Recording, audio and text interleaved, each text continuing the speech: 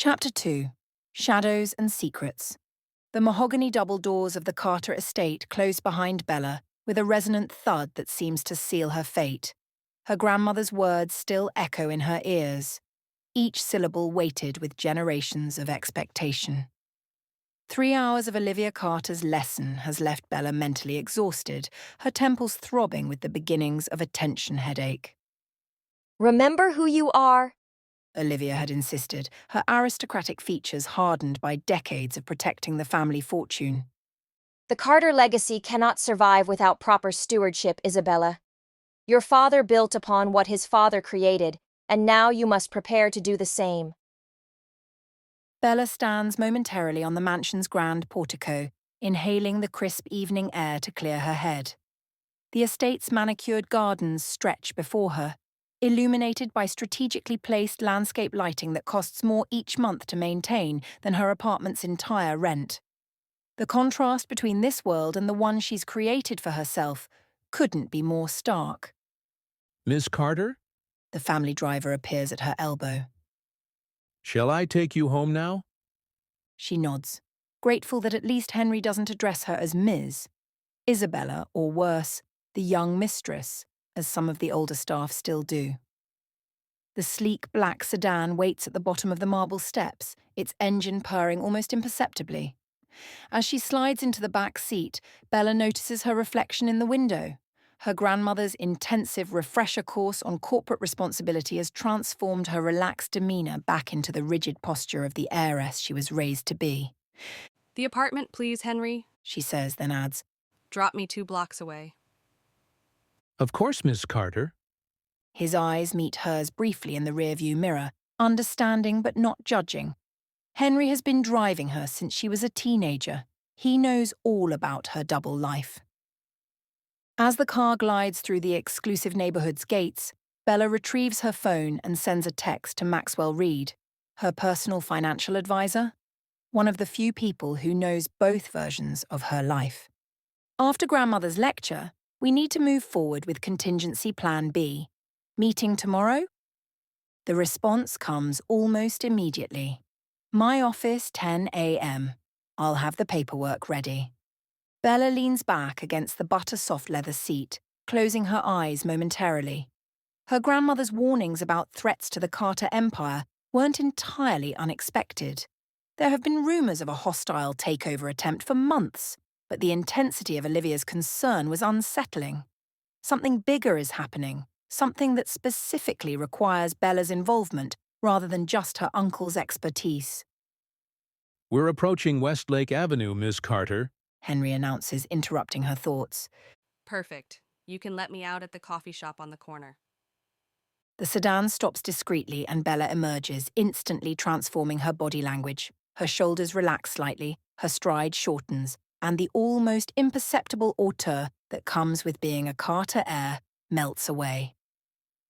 By the time she walked the 2 blocks to her apartment building, anyone watching would see only Bella Carson, dedicated sales manager, returning home after a long day. The lobby is mercifully empty as she collects her mail. Mrs. Abernathy's terrier barks from behind her neighbour's door as Bella passes, but she reaches her own apartment without encountering anyone else.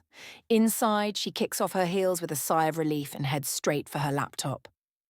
The Carter Industries financial portal requires 3 separate authentication measures, including a biometric scan. The screen fills with numbers that would make most people's heads spin, but Bella navigates through the labyrinth of holdings with practiced ease.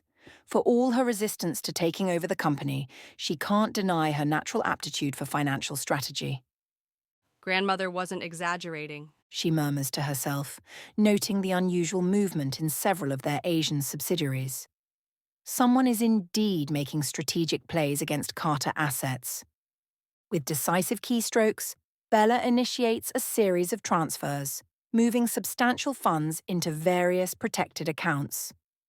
One particular transaction, redirecting $50 million to a shell corporation that only she and Maxwell know about, gives her pause. It's technically legal, but skirts the edge of what the board would approve. Still, if her instincts are correct about what's coming, this could be the safety net that preserves the family legacy. The final transfer confirmation appears on her screen. $50 million successfully transferred to Artemis Holdings. Bella releases a breath she didn't realize she was holding. Her uncle would be furious if he knew she was making these moves without consulting him. But years of observing Edward Carter's business practices have taught her that sometimes bold action trumps careful deliberation. Besides, as her grandmother reminded her repeatedly tonight, she is a Carter. Making billion-dollar decisions is quite literally in her blood. She closes the laptop and moves to the kitchen, suddenly aware of her empty stomach.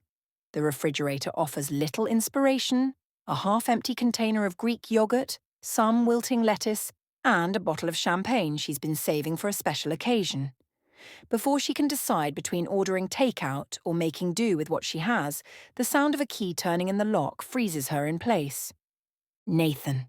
She'd completely forgotten about giving him a key last month. The door swings open to reveal her boyfriend of 2 years balancing grocery bags in both arms, his handsome face lighting up when he sees her. There you are. I was beginning to think you were working late again. He says, maneuvering through the door and kicking it closed behind him. What's all this? Bella asks, hoping her face doesn't betray the momentary panic she'd felt. Nathan Blake, graphic designer at a boutique firm downtown, and the first man she's dated who knows nothing about the Carter fortune, is looking at her with such open affection that guilt immediately pools in her stomach. This He announces, setting the bags on the counter. is me being spontaneously romantic. He begins unpacking what appears to be the ingredients for an elaborate meal. You mentioned you've been stressed about that Jenkins account, so I thought a nice dinner might help you relax. Bella watches as he produces a bottle of wine, a decent Cabernet, though nothing like the rare vintages aging in the Carter estate's cellar, and holds it up triumphantly. You seemed to like this one when we had it at Giovanni's. He explains, searching for the corkscrew in her kitchen drawer. That's incredibly thoughtful. She says, moving to help him unpack. But I should warn you, I'm not great company tonight. The Jenkins presentation went well, but it was draining. The lie comes easily, another small betrayal to add to the growing collection.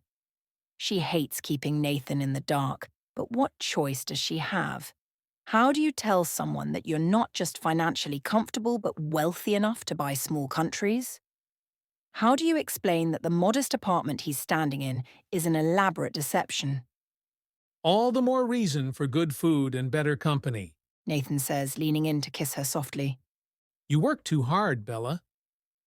As he turns away to find a cutting board, Bella's phone vibrates with a text.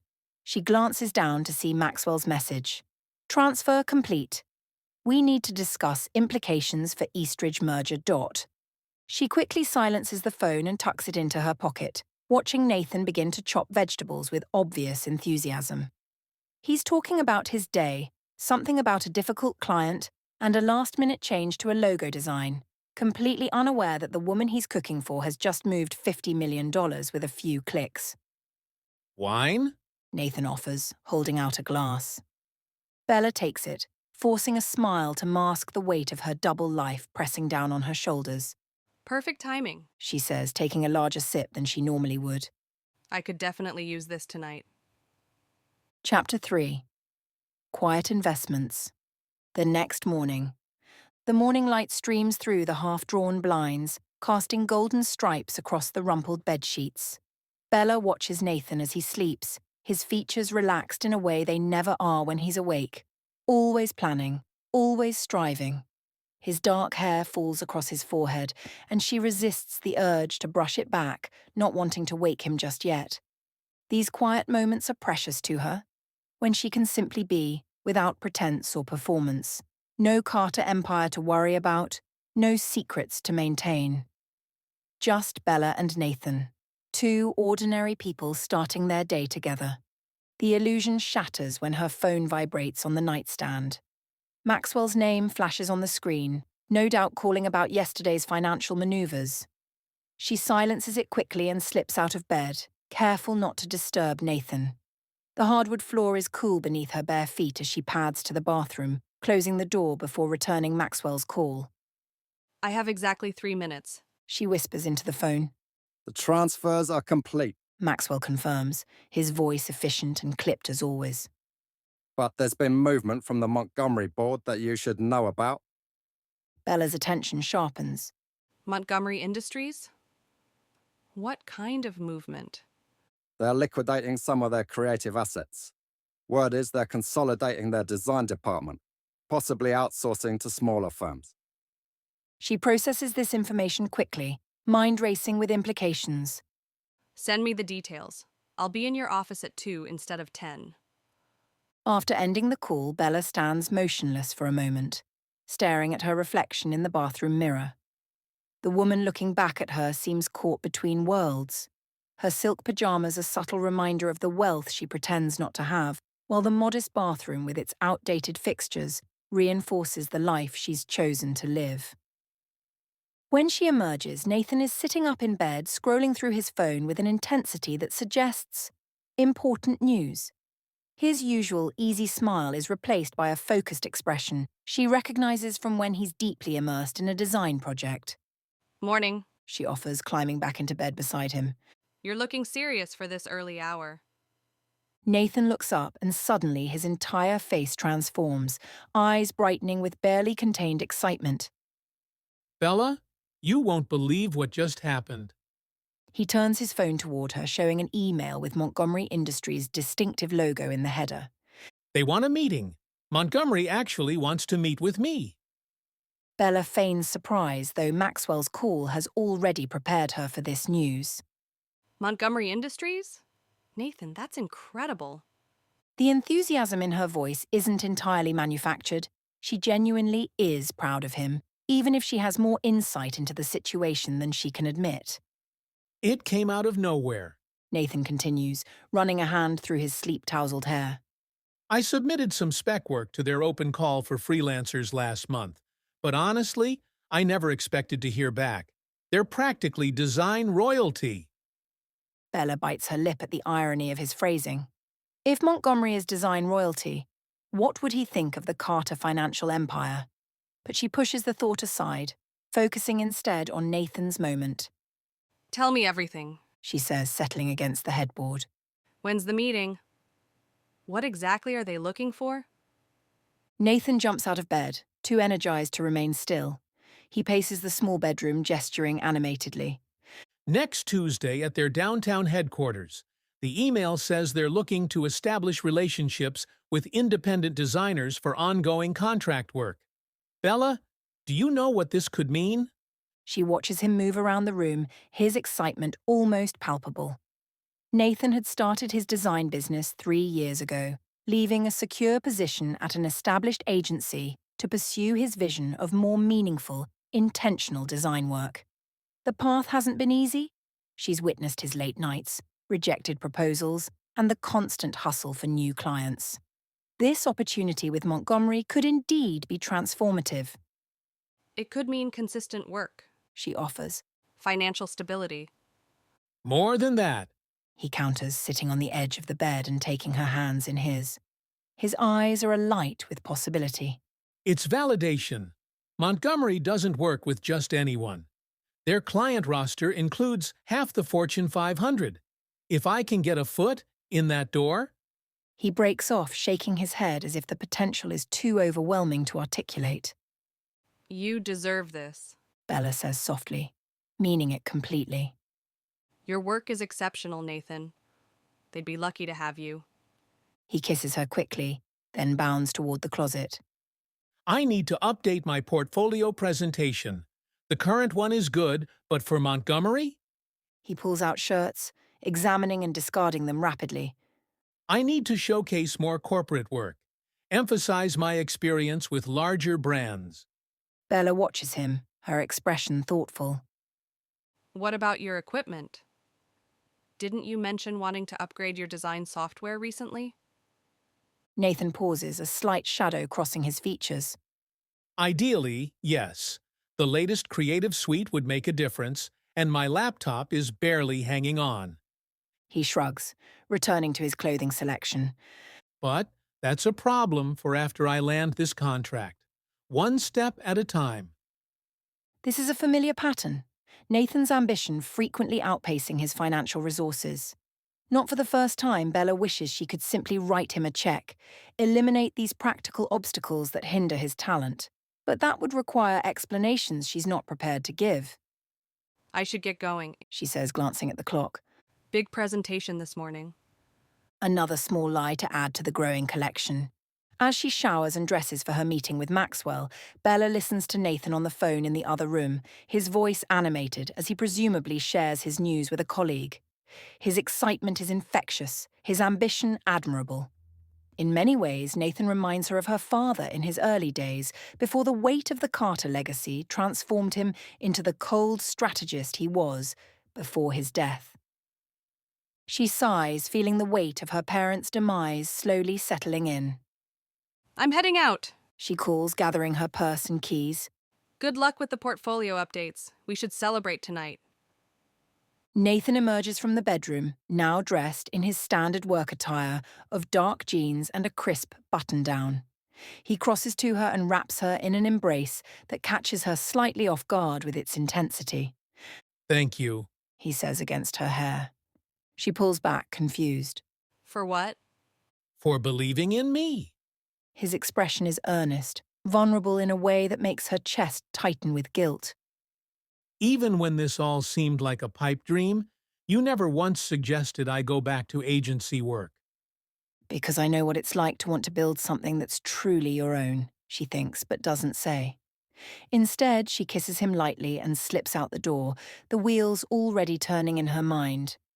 3 hours later, seated in Maxwell's tastefully minimalist office, overlooking the financial district, Bella finalizes a very different kind of transaction than her earlier Carter Industries transfers.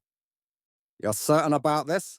Maxwell asks, his usual professional detachment tinged with curiosity.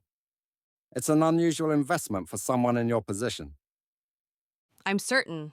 Bella confirms, signing the final document authorizing a substantial but not suspicious sum to be anonymously directed toward a small business grant program specifically for creative entrepreneurs. A program for which Nathan's design firm will mysteriously be selected as a recipient, He can never know it came from me. she adds, handing the papers back to Maxwell. As far as Nathan is concerned, this is a legitimate small business grant that he won based on merit alone. Maxwell raises an eyebrow but knows better than to comment further. He simply nods and tucks the documents into a folder. Consider it done. As Bella leaves the office, her phone buzzes with a text from Nathan. Just got off a call with my contact at Montgomery. Meeting moved up to Friday. Panic mode officially activated.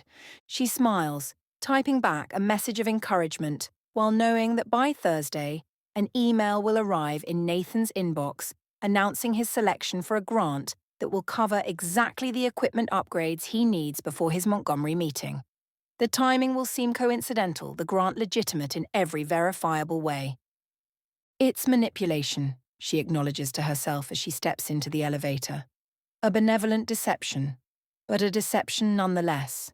Yet another secret in her increasingly complicated double life. But the alternative, watching Nathan struggle when she has the means to help, is simply unacceptable. The elevator doors close and Bella Carson, sales manager and supportive girlfriend, transforms back into Isabella Carter, heiress and strategic investor, without missing a beat. Chapter 4. Shadows of Benevolence. Bella Carter stands by the window of her modest apartment, watching the city lights flicker to life as dusk settles over the skyline. Her fingers trace invisible patterns on the cool glass while her mind drifts to Nathan. A smile tugs at her lips as she recalls his exuberant phone call this morning. You won't believe what arrived, Bells. His voice had crackled with excitement. The entire setup, professional-grade monitor, graphics tablet, the software suite, everything just came out of nowhere. I honestly wasn't expecting this. Whosoever thought of the idea of creating this grant to fund the entire process must really be so thoughtful. Her heart swells now just as it did then, knowing she is the anonymous benefactor behind his joy. The secret grant funding she arranged through one of her family's lesser-known charitable foundations has given Nathan exactly what he needs to elevate his graphic design work. The memory of his enthusiasm sends warmth cascading through her chest.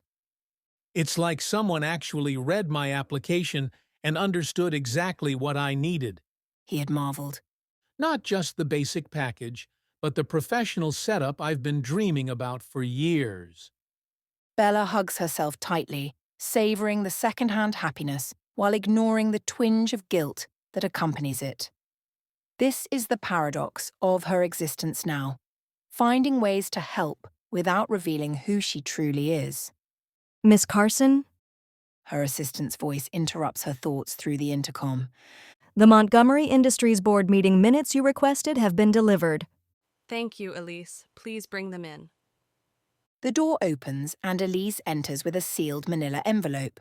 Her assistant's perfectly pressed suit and immaculate bun contrast sharply with Bella's casual attire, jeans and an oversized sweater that conceals the heiress beneath.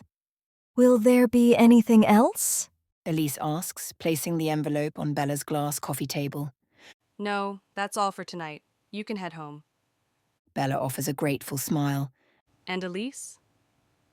Thank you for being so discreet about these requests. Remember, no one must know you work for me. After Elise departs, Bella tears open the envelope and spreads the documents across the table. The Montgomery Industries Board meeting minutes reveal exactly what she needs. Details about the upcoming design contract presentations. Nathan's small design firm is among the candidates, a fact he'd shared with nervous anticipation earlier. What he doesn't know is that Bella has discreetly arranged for 2 key board members, using her secret influence to give his presentations special consideration. It's not manipulation. She whispers to the empty room, attempting to convince herself. It's just opening doors. He still has to walk through them on his own merit. Her phone buzzes with a text from Nathan which says, "Working late on the Montgomery presentation. Can I see you tomorrow instead?" Bella types back, "Of course. Get some rest when you're done. I believe in you, ... She sends the message, then adds, "I know you'll blow them away." His response comes quickly. "You always know what to say. That means everything to me." She smiles genuinely. Setting her phone aside, Bella returns to the documents, examining the board's priorities. What Nathan lacks in industry connections, he more than makes up for in raw talent and innovative thinking. The board just needs to see that. Her eyes scan the committee members' profiles, noting their individual interests and design preferences. This information will never reach Nathan directly, but perhaps in their next conversation, she might casually mention what she's heard about Montgomery's aesthetic direction. This is helping, not controlling. Bella murmurs, though the justification sounds hollow even to her ears. The clock reads 9:37 p.m. when she finishes reviewing the documents. She meticulously returns them to the envelope, making a mental note to have Elise destroy them tomorrow. No paper trail can connect her to these corporate insights. Bella pours herself a glass of Cabernet and sinks into her sofa, the weight of her deception settling heavily on her shoulders. Nobody knows that the woman living in this unassuming apartment is Isabella Carter, sole heiress to the Carter Industries fortune, with assets that could purchase Montgomery Industries several times over. To the world at large, and to Nathan, she remains simply Bella, the sales manager with a modest income and a passion for marketing. The lie had seemed necessary 3 years ago when she'd fled the suffocating expectations of her family legacy. The constant parade of sycophants and fortune hunters had left her unable to trust anyone's intentions. With Nathan, she'd found something genuine, love based on who she is, not what she owns. But who am I? She whispers into her wine glass. The woman who lies to the man she loves every single day. Her laptop chimes with an email notification. Nathan has sent her his presentation draft for review. The subject line reads, "Be brutally honest. This has to be perfect." Smiling, she opens the file and begins to review his work. His designs are stunning, bold yet sophisticated, innovative while honoring Montgomery's established aesthetic. Pride swells within her. His talent is undeniable, He deserves this opportunity regardless of her machinations. 40 minutes into reviewing his presentation, Bella notices an unfamiliar folder on the shared drive. Bella, Research. Her finger hovers over it, curiosity and unease battling within her. This isn't why he shared access, but... She clicks. The folder opens to reveal dozens of files meticulously labelled Bella Daily, Schedule.doc, Bella Favorite, Places.jpg, Bella Contacts, and Friends.xlsx. Her breath catches in her throat as she opens document after document, each containing detailed information about her life, her routines, her preferences, even photographs of her apartment building and workplace. What the? She whispers, hands trembling as she scrolls through a spreadsheet tracking her daily movements for the past month. One document particularly catches her eye. Bella, background, questions.doc. She opens it to find a list of inconsistencies Nathan has apparently noticed about her past. Claims to have attended State University, but no alumni records accessible. Never introduces friends from before we met. No family photos anywhere in apartment. Vague about childhood locations, schools. Excessive privacy around finances despite modest curator salary. Mysterious weekend disappearances roughly once monthly. Cold dread pools in Bella's stomach. Has Nathan discovered her secret? Is he investigating her? Or is this something more sinister? Has she made the same mistake again, falling for someone who only wants access to her fortune? She closes the laptop abruptly, her mind racing. The wine tastes bitter now as she drains the glass, attempting to steady her nerves. The beautiful evening has transformed into something unsettling, tainted by suspicion and fear. Her phone buzzes again. Another text from Nathan. Found anything in the presentation that needs work? Bella stares at the message, her thumbs hovering over the keyboard. Should she confront him about the folder, ask for an explanation, or pretend she never saw it? It's excellent, she finally replies. Your attention to detail is impressive. The double meaning in her words goes unacknowledged as Nathan responds with grateful emojis. Bella sets her phone face down on the coffee table and moves to the window again, gazing out at the city that holds both her past and present lives. The reflection staring back at her seems fragmented. Part Bella, the sales manager who has found love with a talented graphic designer. Part Isabella Carter, billionaire heiress playing puppet master from the shadows. She places her palm against the cool glass, as if trying to reconcile these divided selves. Who's investigating whom? She whispers to her reflection. The irony isn't lost on her. She's been manipulating circumstances around Nathan while he's been collecting information about her. Tomorrow she will see him. She will smile and kiss him and ask about his preparation for the Montgomery presentation. She will offer encouragement and practical advice based on insider information he doesn't realize she possesses. And all the while she will wonder about that folder, about his intentions, about whether the love between them is as real as she desperately wants it to be. For tonight, though, Bella remains alone with her secrets and her shadows, caught between worlds, supporting from the darkness a man she can't fully trust but cannot bear to lose.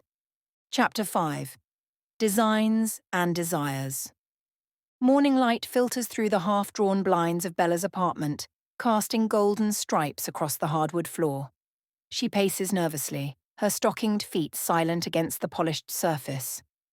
The documents she discovered on Nathan's laptop have haunted her thoughts all night, leaving her with dark circles beneath her eyes and a knot of anxiety in her stomach. When she hears his familiar knock, 3 rapid taps followed by 2 slower ones, her heart leaps into her throat. Taking a deep breath, she smooths her cream-coloured blouse and opens the door. Nathan stands before her, resplendent in a charcoal suit that accentuates his broad shoulders. His portfolio case is clutched tightly in one hand, knuckles white with tension. Despite her concerns, Bella's breath catches at the sight of him.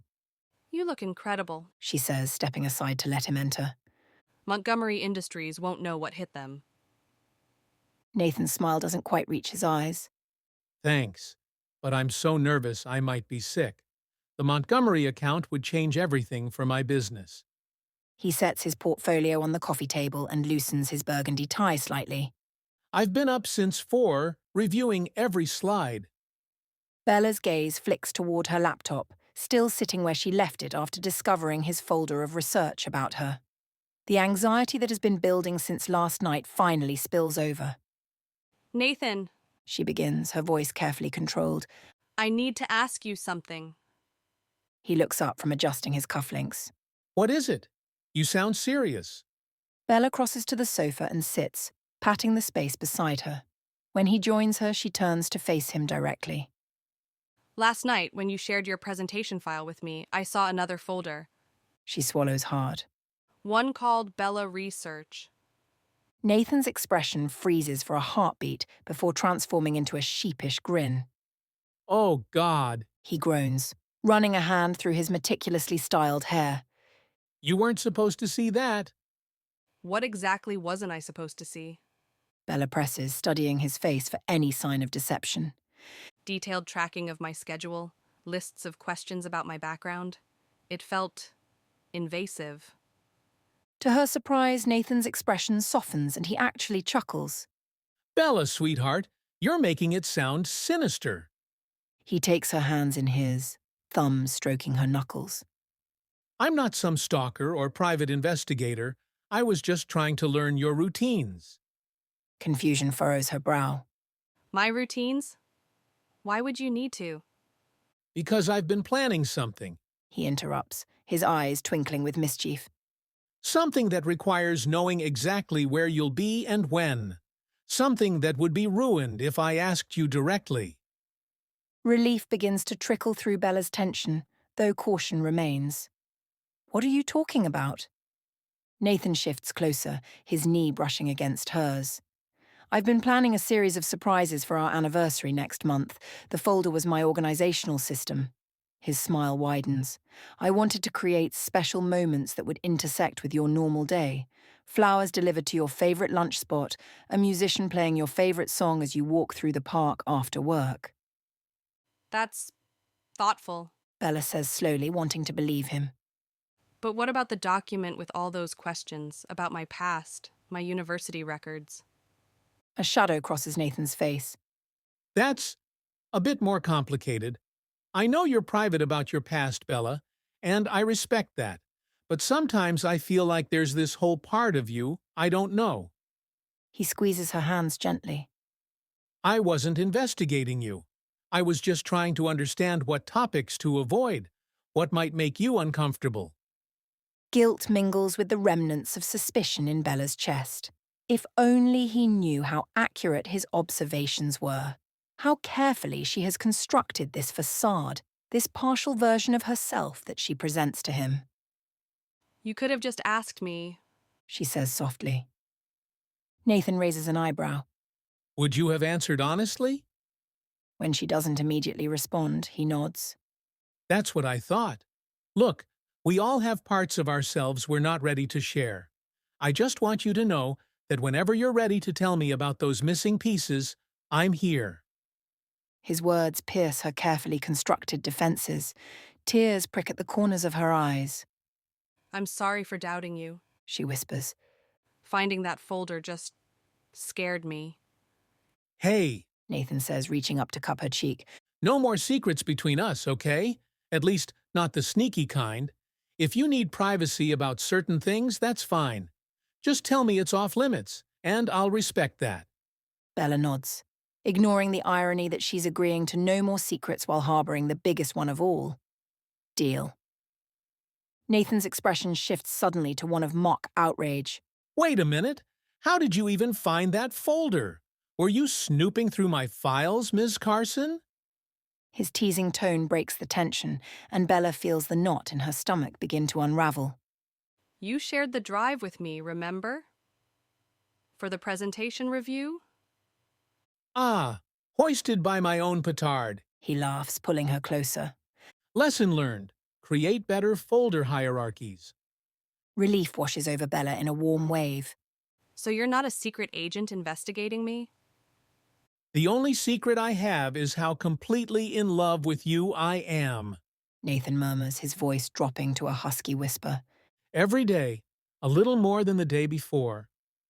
The sincerity in his eyes melts the last of her resistance. She leans forward, meeting his lips with hers. What begins as a gentle reconciliation quickly deepens into something more urgent. His hands slide into her hair, cradling her head as he pulls her closer. Bella loses herself in the familiar warmth of him, the solid presence that has become her anchor in a life built on shifting sands. When they finally part, both slightly breathless, Nathan rests his forehead against hers. I should be focusing on my presentation right now, but you make it really difficult to think about anything else. Bella smiles, running her thumb along his lower lip. Sorry for the distraction, but I'm not actually sorry. He captures her hand and kisses her palm. I love you, Bella.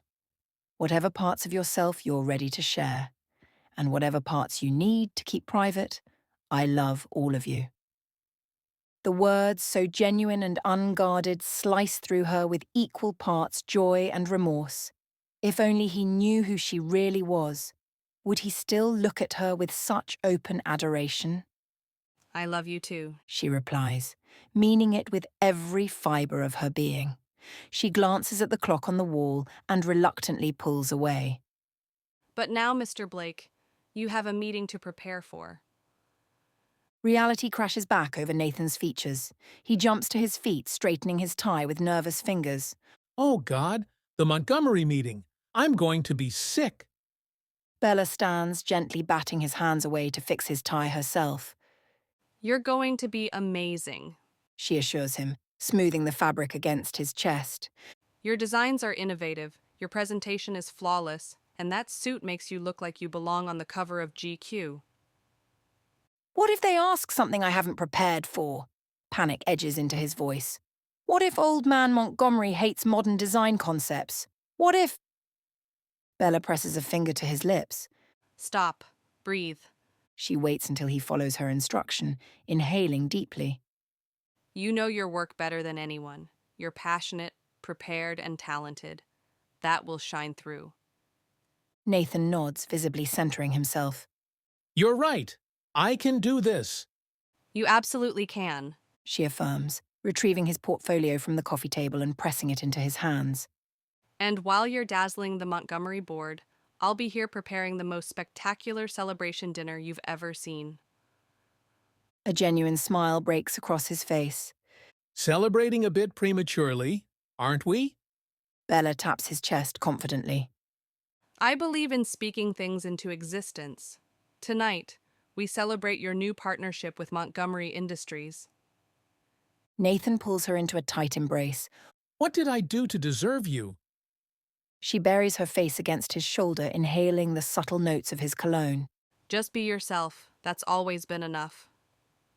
They remain locked together for a long moment before Nathan reluctantly steps back. I should go.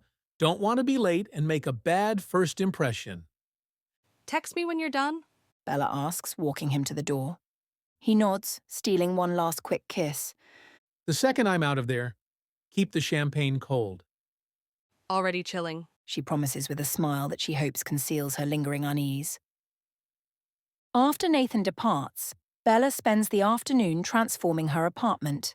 She arranges flowers in crystal vases, prepares Nathan's favorite meal, and selects the perfect wine. Each task helps distract her from both the guilt of her ongoing deception and her lingering questions about Nathan's folder. By late afternoon, everything is perfect, candles ready to be lit, dinner warming in the oven, and champagne chilling in an ice bucket. Her phone remains stubbornly silent. The meeting should have ended by now. Bella checks the time again, calculating. Even allowing for networking afterwards, Nathan should have contacted her. Unless things went poorly. Her stomach clenches at the thought. Khad. At Montgomery Industries, Nathan stands in the expansive conference room, gathering his materials as the board members file out. The presentation had gone better than he could have hoped. Engaging questions, Appreciative nods, even a few laughs at his carefully placed humour. Mr. Montgomery himself had shaken Nathan's hand with what seemed like genuine enthusiasm. Mr. Blake, A melodic voice calls from the doorway. I wanted to personally congratulate you on an impressive presentation. Nathan turns to find a woman he recognizes from his research as Celeste Montgomery, the CEO's daughter and heir apparent to the Montgomery empire. Her tailored crimson dress accentuates a figure that has graced numerous society magazines, and her dark hair falls in precise waves around a face that could launch advertising campaigns. Thank you, Ms. Montgomery. Nathan extends his hand professionally. I appreciate you taking the time to attend. Instead of shaking his hand, Celeste steps closer, her perfume, something expensive and exotic, enveloping him. Please, call me Celeste. Her manicured fingers brush against his as she takes his hand, holding the contact several beats too long.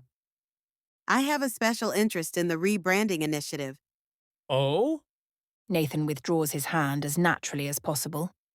I'd be happy to discuss specific elements of the design concept in more detail if you have questions. Celeste's smile reveals perfect white teeth, her eyes never leaving his face. I have many questions, Mr. Blake. Perhaps we could discuss them over dinner sometime. Her gaze travels slowly down his body and back up, lingering in a way that makes the temperature in the room seem to rise several degrees. I find creative minds fascinating. Nathan shifts uncomfortably, acutely aware of the predatory assessment in her eyes. I appreciate the offer, but I generally prefer to keep business discussions in professional settings. Who said anything about business? Celeste's laugh is like crystal wind chimes, beautiful but with sharp edges. She reaches out to straighten his tie, though it doesn't need adjusting. I think you and I could have a very productive relationship, Nathan. May I call you Nathan? Before he can respond, her father's voice booms from the hallway. Celeste, the Harrington call is starting in 5 minutes. Coming, Daddy. She calls back, her voice shifting to something more innocent. To Nathan, she adds in a lower tone, This conversation isn't over. I always get what I want. And right now, I want to get to know you better. with a final lingering look that makes Nathan feel as though he's been thoroughly appraised. She turns and glides from the room, leaving behind only her intoxicating scent and a profound sense of discomfort.